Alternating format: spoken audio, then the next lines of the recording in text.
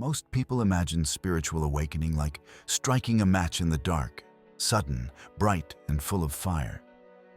A moment where everything makes sense, where purpose floods your life with energy. But Carl Jung discovered something very different. Awakening does not ignite you. It empties you. He studied patient after patient who experienced profound breakthroughs instead of becoming energized and unstoppable. Most of them lost all motivation within months. Not because they failed, but because they saw too clearly. The illusions that had fueled their ambition, success, recognition, even love, suddenly collapsed. It was like stage props falling away under a harsh light. Jung called this the awakening paradox, the moment when enlightenment feels like emptiness, when clarity turns into confusion, when spiritual success reveals itself as a psychological crisis. And maybe you have felt it too. You thought awakening would set you on fire. Instead, it has extinguished every flame you used to trust. The goals that once pulled you forward now feel hollow. The energy that once drove you has vanished. You lie in bed, more conscious than ever, yet unable to summon the will to care about anything. If that sounds familiar, Jung would tell you this: you are not broken. You are not lazy. You have not failed. You are entering a necessary stage of transformation that most spiritual teachings never prepare us for. Here is why this paradox matters. We have all been told that awakening leads to bliss, clarity, and passion. So when emptiness arrives, we assume something has gone wrong. But Jung found the opposite. This emptiness is not a mistake. It is the psyche beginning its most mysterious work. The alchemists called this first stage the nigredo, the blackening. It is the symbolic death where illusions burn away, where the soil of your being is stripped bare so that something new can grow. Without this death, there can be no rebirth. That is why Jung insisted, emptiness after awakening is not failure. It is necessity.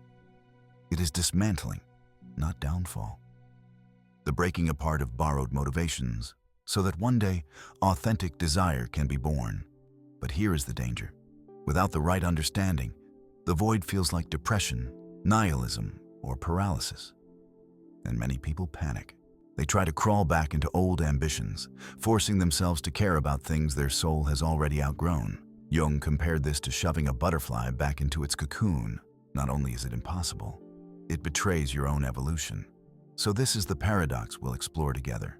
Awakening kills your false motivations, not because you failed, but because you are finally ready to discover what drives you beyond illusion. This is the journey through the void, the space between the death of the old self and the birth of the new. And once you understand it, everything about motivation, purpose, and spiritual growth looks completely different. The moment awakening empties you, life feels strangely suspended. The routines you once followed without question suddenly lose their pull. You look at your goals, and there is nothing. No spark, no drive, no reason to move. Friends talk about promotions, relationships, and dreams with excitement. But your heart does not respond. It is as if the wires that once carried your energy have been cut. Jung saw this stage as the first real test of awakening. Not bliss, not clarity, but the collapse of meaning itself. He realized that almost everything that motivates us, ambition, success, even love, is built on fragile scaffolding. Fear, social pressure, ego. And when awakening strips that scaffolding away, you don't float upward. You fall into a void. And that void is unbearable at first.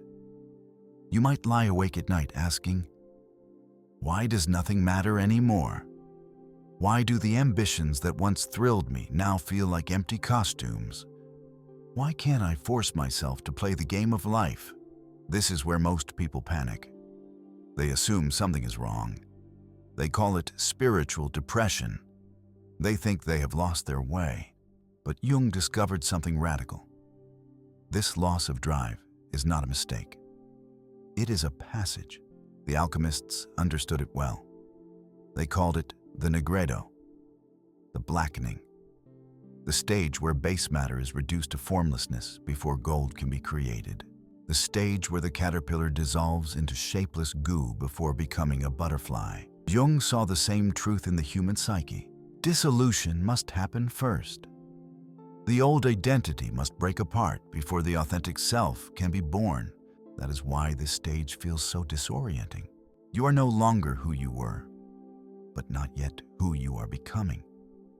Too awake to fall back asleep, but not awake enough to know what comes next. The danger here is twofold. Some people force themselves back into old ambitions, career goals, social identities, relationships. But Jung warned that this is like reanimating a corpse. Even if you succeed, the drive collapses again because its foundation is gone. Others remain paralyzed, floating endlessly in emptiness, unable to move, unable to care. But Jung believed the real task is different. The void is not a dead end. It is sacred space. It is not failure. It is a psychological womb where new life waits to emerge. And here is the paradox. The more you resist it, the longer it lasts. The more you patch it with old ambitions, the heavier it feels. But if you can recognize the void as part of the process, if you can allow yourself to remain in it consciously, then the space that terrifies you becomes the soil of your transformation. That is why Jung insisted. This emptiness is not a sign that you have failed.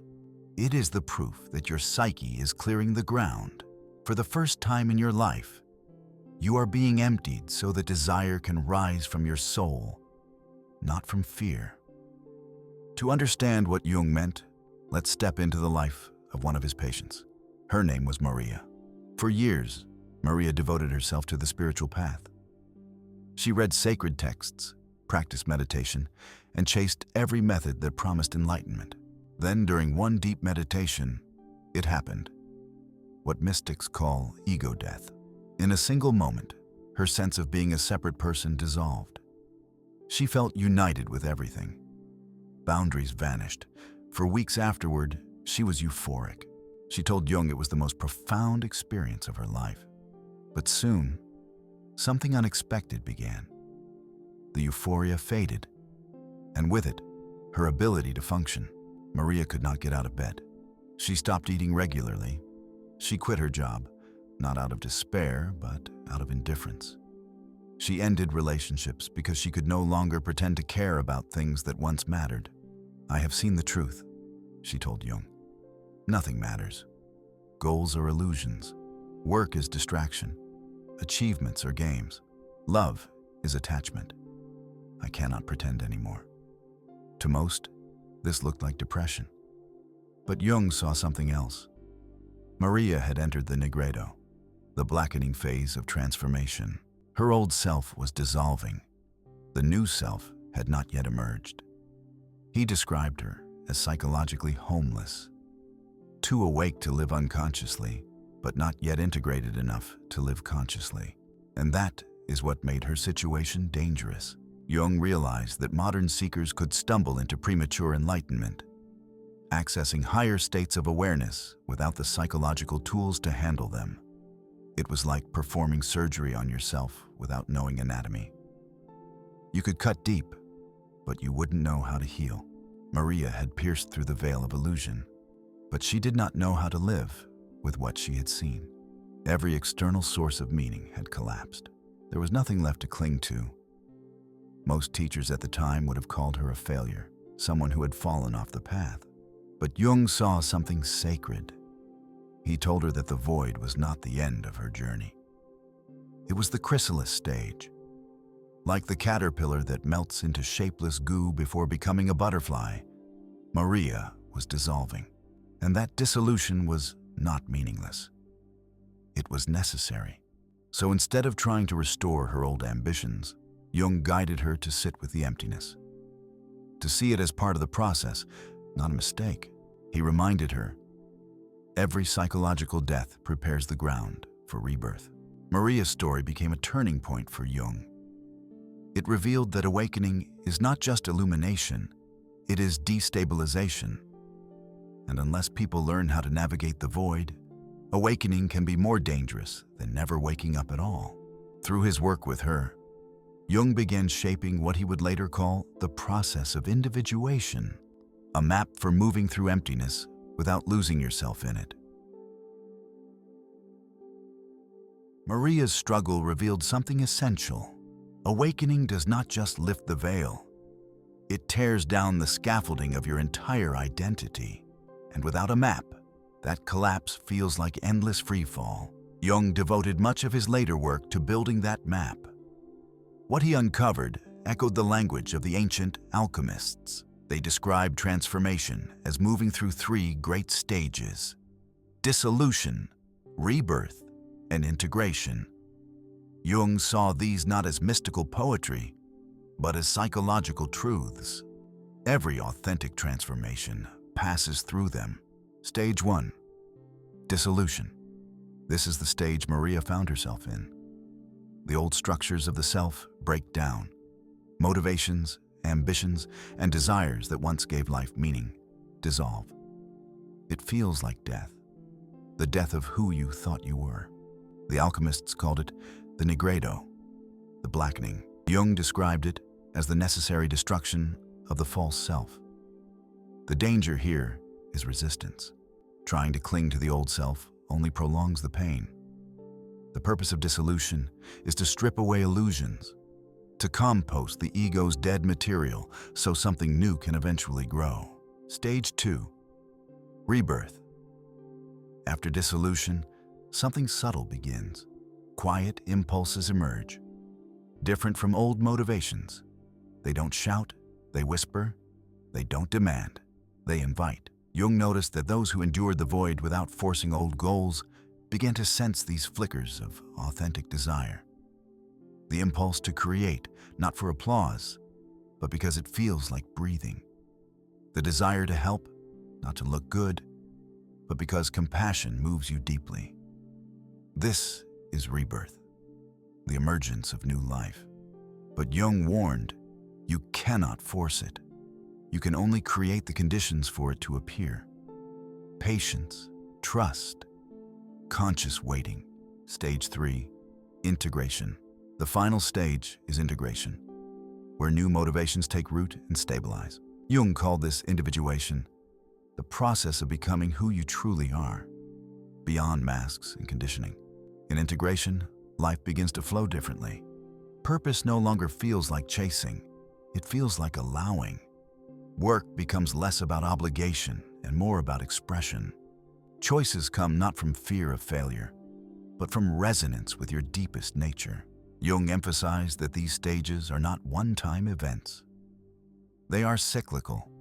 Dissolution, rebirth, and integration may happen again and again, each time peeling away another layer of illusion, each time revealing a deeper authenticity. But the temptation is always to mistake dissolution for failure, or to rush into false rebirth. Jung warned that skipping the process leads to what he called spiritual bypassing, faking authenticity while still living from ego. If you let the stages unfold, however, you don't just recover motivation. You discover a form of purpose that can't be shaken by circumstance, because it is not built on illusion. Maria's journey taught Jung that the void was not a dead end, it was a doorway. And from that doorway, he began to guide others through this threefold process, turning awakening from crisis into transformation. Maps are useful, but Jung knew transformation is not lived in theory. It is lived in the mess of real life. That is why his most powerful insights came from the people he guided, each one showing a different face of the journey. Sarah, the quiet shift. Sarah came to Jung convinced something inside her was broken. Before awakening, her entire life was fueled by anxiety. Fear of rejection pushed her to please everyone. Fear of failure drove her to overwork. Fear of not being enough haunted every decision. When awakening stripped that fuel away, she felt hollow. "I thought I was broken," she said. But then, something subtle appeared. New impulses. Quiet, almost fragile. She wanted to create, not to impress anyone, but because it felt like breathing.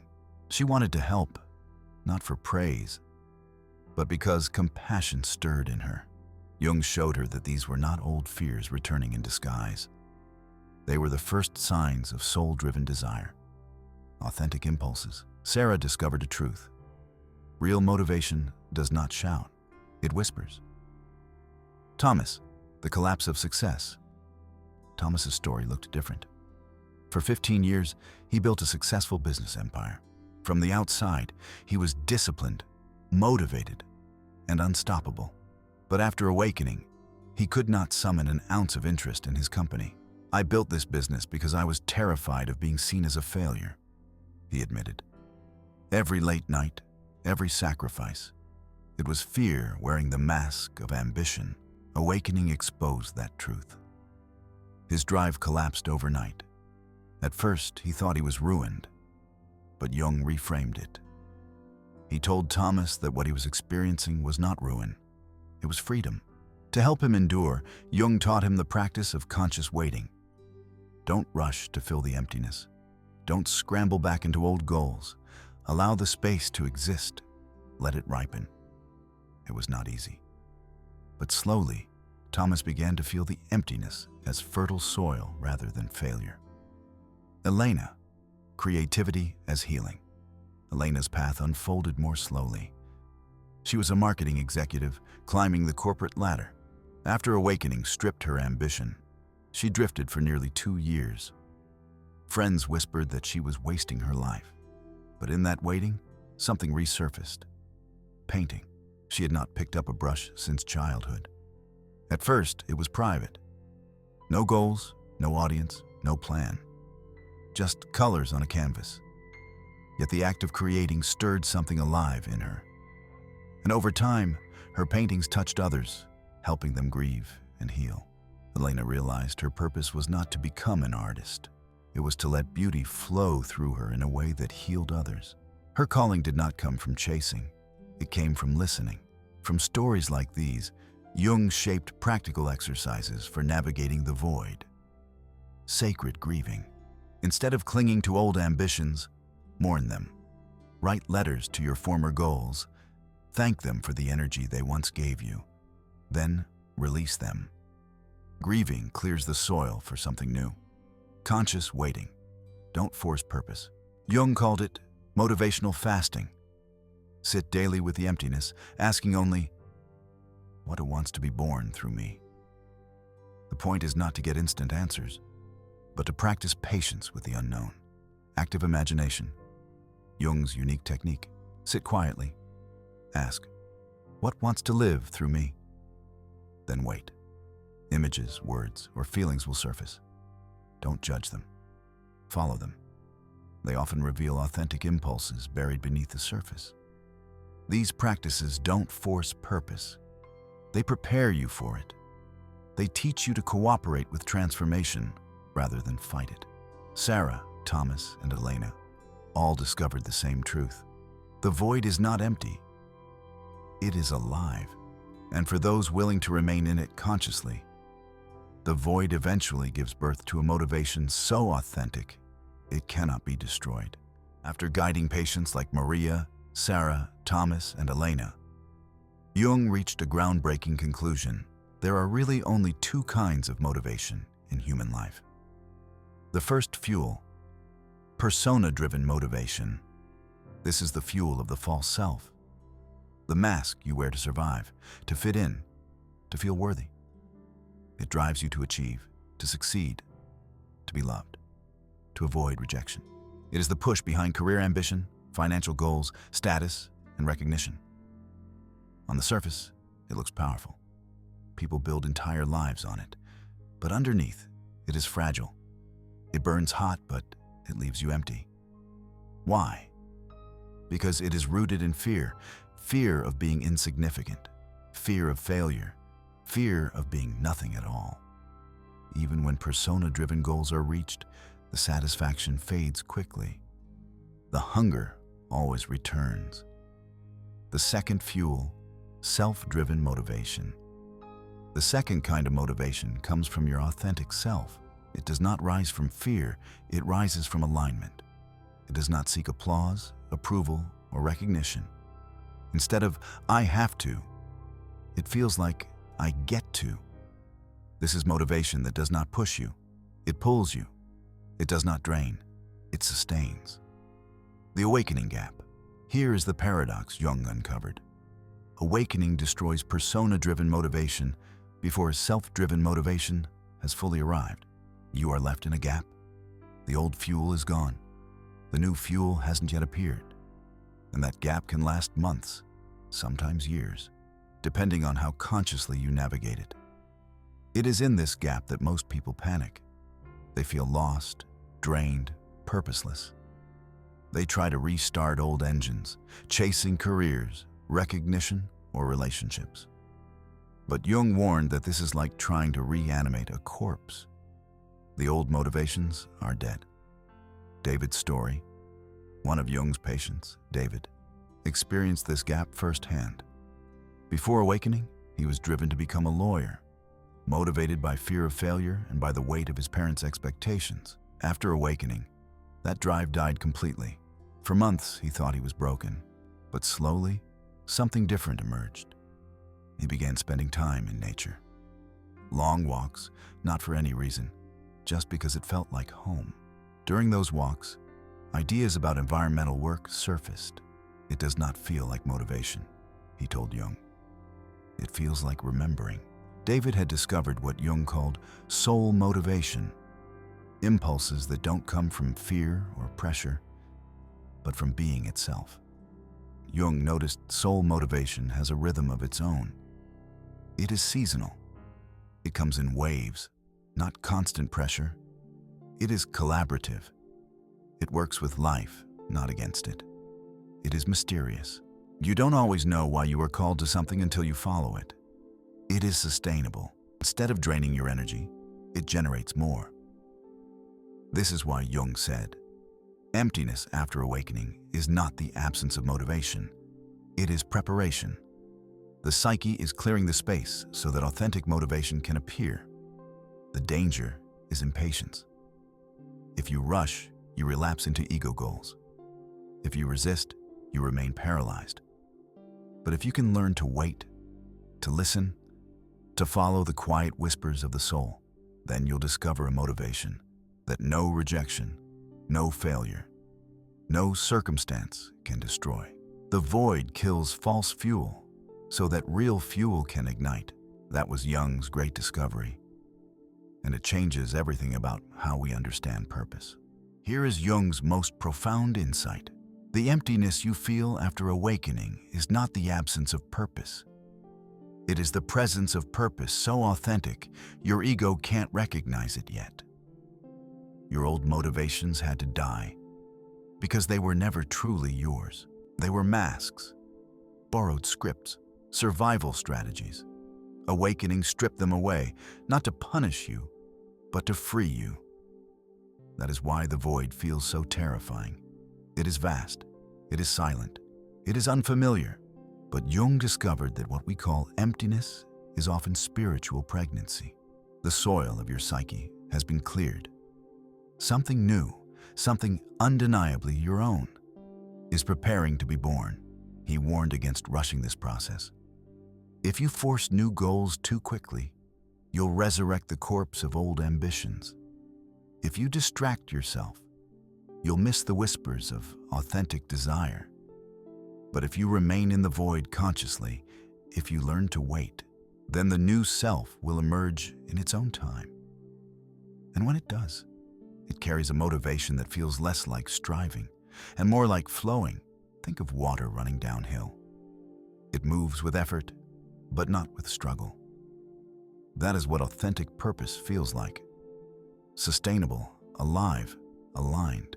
Jung called this individuation. The process of becoming who you truly are, not a persona shaped by fear, but a soul expressing itself through a human life. People who reach this stage often describe their life in a new way. It feels less like I am living my life, and more like life is living itself through me. This is not fantasy. Jung saw it again and again. Patients who trusted the void eventually discovered callings they could never have planned. Art that healed, work that felt like prayer, relationships rooted in truth. Their lives became guided by synchronicity, meaningful alignments that felt almost magical. But Jung also gave a warning. Living from authentic purpose may not look successful to society. You may earn less money. You may receive less recognition. You may even be misunderstood. He called this the sacrifice of the golden ego, releasing the need for external validation in exchange for inner alignment. It is not always easy, but what you gain is a purpose that cannot be shaken, because it comes from the indestructible core of your being. So, if you are in the void right now, hear this. You are not broken. You are not lost. You are being emptied so that something indestructible can rise. Here's your practice.